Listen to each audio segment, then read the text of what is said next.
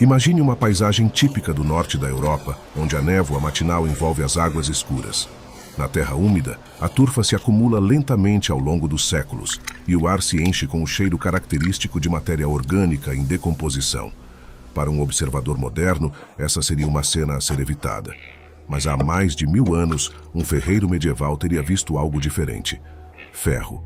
Não um mineral enterrado nas profundezas da terra ou extraído de vastas minas, mas ferro formado gradualmente, depositado por bactérias e água subterrânea. Esse ferro, que crescia grão por grão, era extraído de turfeiras, uma técnica que transformou a metalurgia medieval. Para entender como isso acontecia, precisamos primeiro analisar o que ocorre em nível químico. O ferro nas turfeiras começa como ferro ferroso, uma forma dissolvida na água que é praticamente invisível. Esse ferro se dissolve das rochas e do solo, circundantes no ambiente com baixo teor de oxigênio do subsolo.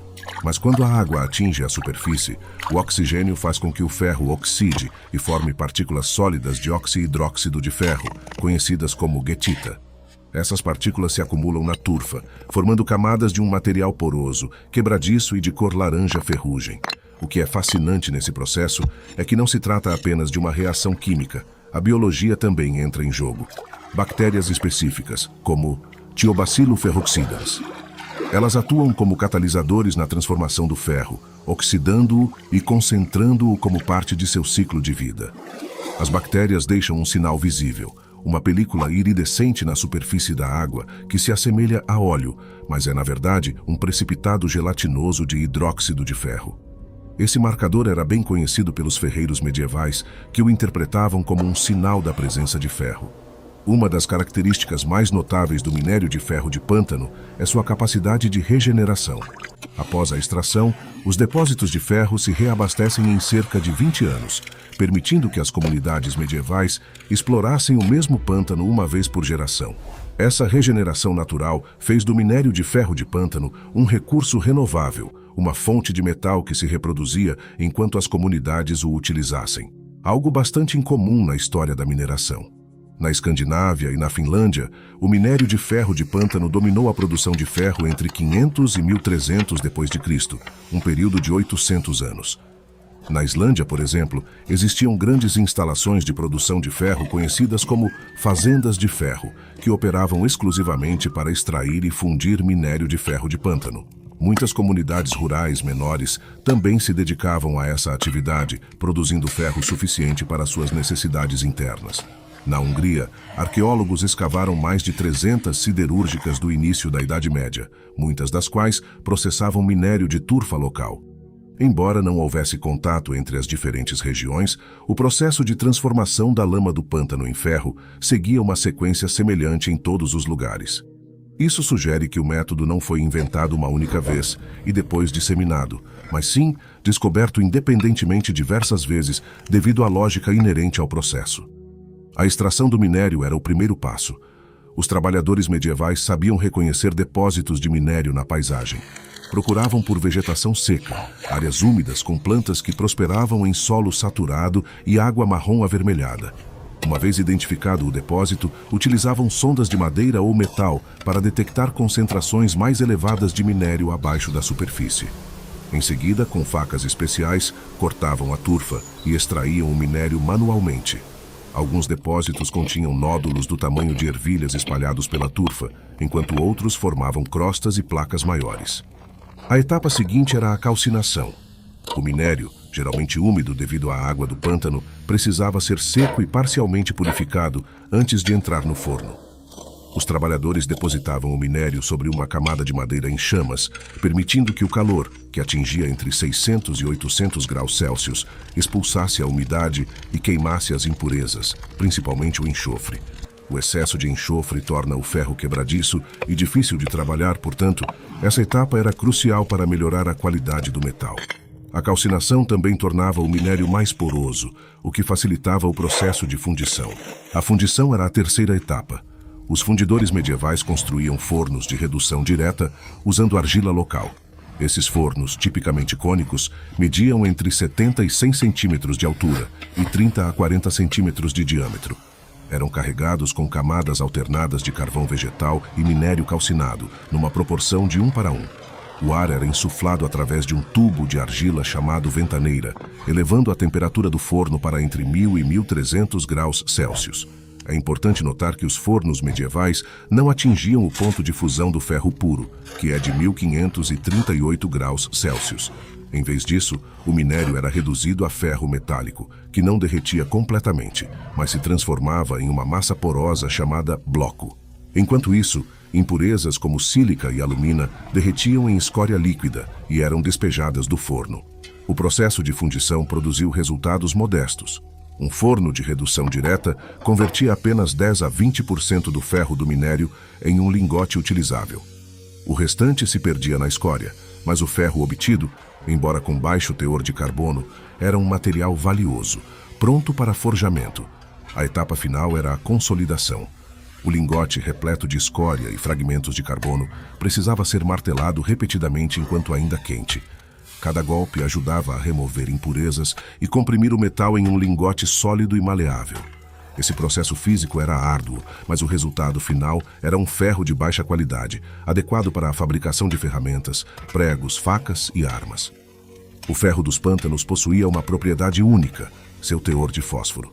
Enquanto na indústria moderna o fósforo é considerado um contaminante que enfraquece o metal, os ferreiros medievais o utilizavam para criar um ferro mais duro e resistente à corrosão. De fato, o fósforo presente no ferro dos pântanos ajudava a manter o fio das lâminas de facas e espadas por mais tempo do que o ferro puro.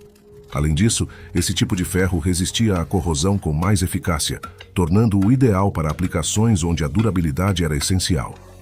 Esse conhecimento, embora não compreendido cientificamente na época, foi utilizado por artesãos medievais que produziam ferro fosforoso de alta qualidade, ideal para a fabricação de ferramentas e armas. A diferença na resistência à corrosão tornou-se visível em espadas padronizadas, onde diferentes metais eram soldados e torcidos para criar um padrão decorativo na lâmina. O ferro fosforoso, ao corroer de maneira diferente, ajudou a criar esses impressionantes contrastes visuais. Com a disseminação do uso do ferro de pântano, os ferreiros medievais europeus levaram esse conhecimento para além das fronteiras conhecidas. Nos séculos 8 e 9, os vikings, exploradores nórdicos, começaram a transportar esse ferro para locais onde ele nunca havia sido fundido antes.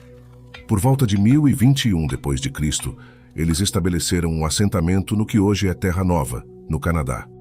Esse sítio arqueológico incluía 8 estruturas de madeira cobertas de turfa, incluindo moradias, uma forja e diversas oficinas. Arqueólogos recuperaram fragmentos de pregos e rebites, juntamente com escória de ferro, confirmando que os vikings produziam ferro nesse assentamento utilizando minério de pântano local. A técnica de produção de ferro de pântano era tão conhecida entre os nórdicos que até mesmo trabalhadores inexperientes conseguiam produzir ferro utilizável. No entanto, a análise da escória do sítio arqueológico de Lance Ox Meadows mostra que os trabalhadores ali não eram especialistas, pois não exploraram todo o potencial do minério. Isso destaca um ponto crucial. A produção de ferro de pântano não era um segredo bem guardado, mas sim conhecimento comum entre as comunidades que a praticavam. Na Rússia, o ferro de pântano permaneceu a principal fonte de ferro até o século XV, quando os depósitos nos Montes Urais se tornaram acessíveis. De forma semelhante na América do Norte, o ferro de pântano foi amplamente utilizado ao longo da costa leste durante a Revolução Americana, quando balas de canhão eram fundidas a partir dele para as forças coloniais. As primeiras minas de ferro na América do Norte, como as de St. John's, Terra Nova, também exploravam ferro de pântano. Em Massachusetts, por exemplo, a August Iron Mill, fundada em 1646, processava minério de pântano local. E em Maryland, a NASA Wango Iron Furnace operou comercialmente de 1825 a 1850, também processando esse recurso. Apesar de seu uso extensivo, o ferro dos pântanos começou a ser gradualmente substituído com o advento dos altos fornos, uma inovação metalúrgica do século XVII. Esses fornos a coque eram capazes de processar grandes volumes de minério extraído, como hematita e magnetita, a temperaturas muito mais altas do que os fornos de redução direta. O ferro gusa produzido nesses fornos era mais resistente, mais uniforme e mais barato de produzir, tornando o ferro de pântano obsoleto para a produção em massa. A transição para os altos fornos, contudo, teve um custo. O fósforo que conferia resistência à corrosão ao ferro de pântano foi removido, pois era considerado um contaminante que causava fragilização a frio. Isso tornou o aço produzido em altos fornos mais suscetível à corrosão, ao contrário do ferro de pântano, que resistia melhor à ferrugem graças ao seu teor residual de fósforo.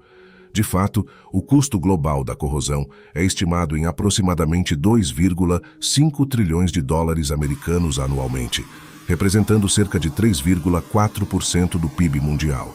No entanto, o ferro de pântano, que foi substituído por métodos modernos de produção, ofereceu uma solução natural para o problema da corrosão que ainda hoje buscamos solucionar. Hoje, os métodos de fabricação de ferro avançaram consideravelmente. As siderúrgicas modernas produzem aço utilizando técnicas de alta temperatura que permitem maiores rendimentos e uma produção mais rápida do metal. Mas, apesar de todo esse progresso, o ferro de pântano continua sendo um exemplo do que pode ser alcançado por meio do conhecimento e da paciência, trabalhando com a natureza em vez de contra ela. Além disso, os avanços modernos na indústria siderúrgica possibilitaram o desenvolvimento de ligas e revestimentos que buscam imitar algumas das propriedades únicas do ferro medieval. O aço Corten, por exemplo, é um tipo de aço que forma uma camada de óxido estável que o protege da corrosão, imitando em certo sentido o que o ferro de pântano conseguia naturalmente. Contudo, é importante lembrar que o ferro de pântano era produzido sem o auxílio de eletricidade, produtos químicos modernos ou grandes fábricas, dependendo unicamente do conhecimento transmitido de geração em geração e de materiais naturais. O ferro dos pântanos continua sendo uma lição fascinante sobre as escolhas que fazemos quando se trata da produção de recursos. Na Idade Média, a durabilidade do metal era uma prioridade, pois produzi-lo era um trabalho árduo realizado em pequena escala. Hoje, na era industrial, velocidade e volume se tornaram prioridades máximas, enquanto a durabilidade foi sacrificada em alguns casos. A metalurgia medieval, embora lenta e trabalhosa, produzia um material que resistia ao teste do tempo melhor do que os aços modernos, que exigem tratamentos e revestimentos caros para evitar a corrosão. Olhando para o futuro, o minério de ferro de pântano continua sendo uma alternativa viável, mas apenas sob certas condições. O processo não requer maquinário industrial nem produtos químicos complexos. Tudo o que é necessário é o acesso a recursos naturais, como turfa, carvão vegetal e o conhecimento de como construir um forno adequado. No entanto, considerações legais e ambientais, como a proteção de zonas úmidas, têm limitado a extração desse mineral em algumas regiões, embora grupos de arqueologia experimental continuem a replicar o processo de fundição. O conhecimento sobre o ferro de pântano foi preservado por grupos de arqueologia experimental que continuam a demonstrar que o processo funciona, ainda que de forma lenta e trabalhosa. Através de experiências de reconstrução medieval, conseguiram produzir ferro de alta qualidade, o que permanece um testemunho da engenhosidade humana. De fato, em locais como a Hungria e a Nova Inglaterra, são realizados acampamentos e oficinas onde os participantes aprendem a replicar a fundição de ferro medieval utilizando métodos tradicionais. E os resultados continuam a surpreender. O ferro de pântano, embora em grande parte esquecido pela indústria moderna, permanece um testemunho da sabedoria prática dos ferreiros medievais. Esses artesãos possuíam um profundo conhecimento dos processos naturais, aproveitando os recursos renováveis que a terra oferecia, como se a própria natureza estivesse trabalhando a seu favor. Hoje, numa era em que a produção rápida e barata substituiu a paciência e a durabilidade, o ferro de pântano se ergue como um reflexo de nossas prioridades e dos custos ocultos da modernidade. Apesar dos avanços tecnológicos, ainda enfrentamos problemas que os antigos ferreiros já haviam resolvido, como a corrosão do metal. As enormes somas gastas anualmente para combater a corrosão e proteger infraestruturas vitais, como pontes e oleodutos, comprovam que o ferro dos pântanos, com sua resistência natural à ferrugem, pode ser mais relevante hoje do que imaginamos. A lição mais profunda que aprendemos com o ferro de pântano é que o progresso nem sempre significa melhoria em todos os aspectos. Embora os avanços industriais tenham permitido a produção em massa e mais barata de aço, perdemos algo fundamental: durabilidade, resistência aos efeitos do tempo e a capacidade de trabalhar em harmonia com os ciclos naturais. No ferro de pântano, os ferreiros medievais valorizavam o que hoje consideramos uma falha, mas que em seu contexto representava uma vantagem inestimável. Hoje, o conhecimento desse processo ancestral permanece vivo graças à arqueologia experimental e à dedicação de alguns em reviver técnicas esquecidas. Embora a metalurgia moderna não possa retornar àqueles tempos, o ferro de pântano nos convida a refletir sobre como podemos aplicar as lições do passado a soluções futuras, lembrando-nos de que, às vezes, o que mais perdura é o que está mais próximo da natureza.